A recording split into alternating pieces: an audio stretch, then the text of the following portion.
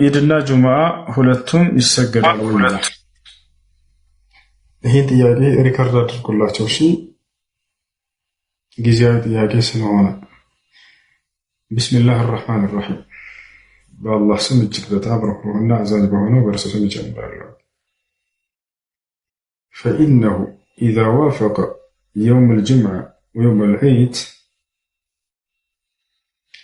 فمن حضر مع الإمام وصلى معه صلاة العيد ليس عليه لا يجب عليه أن يصلي صلاة الجمعة مع الإمام ولكنه يصلي الظهر.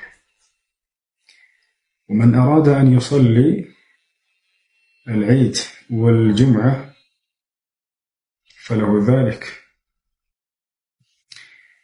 የጅማዕ ቀንና የዒድ ቀን ከተገጣጠሙብን በአንድ ቀን ከሆኑ ልክ የአሁኑ ዒድ ለምሳሌ ከነገ ወዲያ ዒድ ነው፣ ጅሙዓም ነው። የዒዱን ሶላት ጠዋት ከኢማሙ ጋር አብሮ በጀማዓ የሰገደ ሰው ጅሙዓ ቀን ሄዶ መስገድ አይጠበቅበትም። ነገር ግን ዙሁርን መስገድ አለበት። ሙሉ በሙሉ ሶላቱን ይተዋል አይደለም፣ ዙሁርን መስገድ አለበት። ነገር ግን ጅሙዓ ባይሰግድም ችግር የለውም። እሺ ሁለቱንም መስገድ እፈልጋለሁ ያለስ የዒድ ሶላትንም የጅሙዓ ሶላትንም አይከለከልም፣ ይችላል። ይችላል።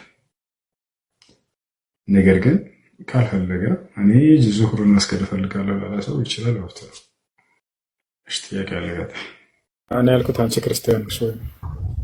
እኔ ኦርቶዶክስ ነኝ። ለምን ስሙና አትቀበይም? አይ አትፈልጊኝ። ግን በጣም ስለ ስርዓት ያለክ በጣም ማለት ከምና በሚላ በጣም ስርዓት ያለ በጣም ጥሩ ልጅ ነህ። እናመሰግናለሁ። ግን አንድ ነገር ብቻ ልንገርሽ እሺ። እኔም ከመከርሽኝ አይቀር ወይም ደግሞ ከነገርሽኝ አይቀር አንዲት ነገር ብቻ እሺ። እሺ ኢየሱስ ክርስቶስ መጽሐፍ ቅዱስ ላይ ምን መሰለሽ? የእሱን ምክር ብቻ ነው የምሰጥሽ። የእሱን ትወጃለሽ አይደለ? በጣም ፈትሽ الكتب አለ لأنكم ፈትሽ الكتب መጽሐፍን መርምሩ አለ። ወጥሻ መጽሐፍን መርምሩ ብሎ ተናገረ ክርስቶስ።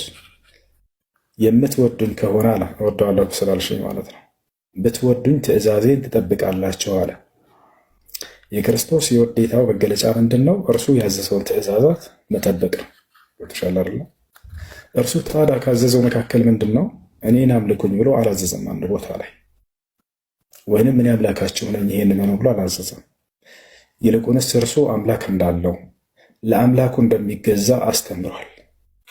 ዮሐንስ ወንጌል ምዕራፍ 20 ቁጥር 17 ላይ ወደ አምላኬ ወደ አምላካችሁ አድርጋለሁ አለ ኢየሱስ። አምላክ አለኝ አለ። አምላክ እንዳለው ታውቂያለሽ እስከዛሬ ኢየሱስ? ማለት ያው በስጋ አውቃለሁ፣ ምክንያቱም አብ እንደላከው አውቃለሁ። ስለዚህ አብ አምላኩ ነው ማለት ኢየሱስ አምላክ አለው ማለት ነው አይደል? አዎ አለው። ምክንያቱም አንድ አካል አንድም ሶስትም ብለን እናምናለን እኮ። እንደሱ ብላችሁ ታምናላችሁ። ኢየሱስ ግን ኢየሱስ ግን አምላክ አንድም ሶስትም ነው ብሎ አላስተማረም። አምላክ አንድ ብቻ ነው ያለው።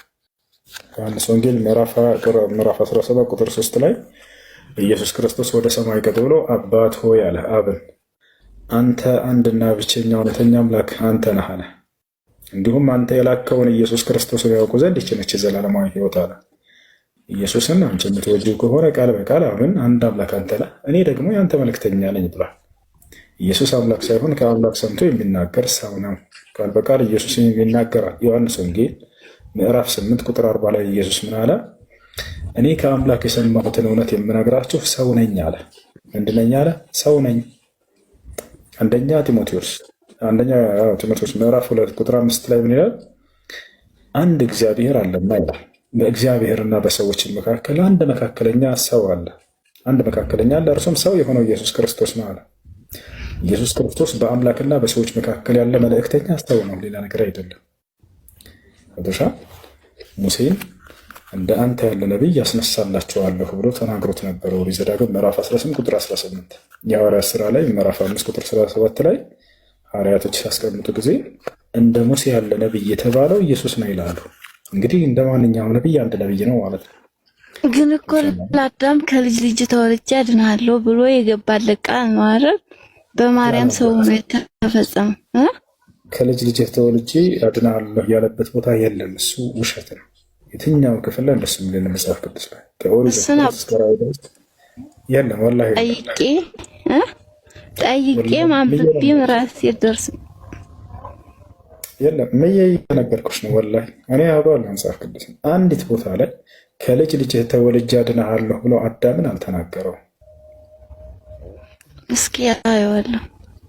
እሺ ጠይቂ። ከልጅ ልጅ ተወልጄ አድናለሁ ያለበት ቦታ የለም። አንደኛ።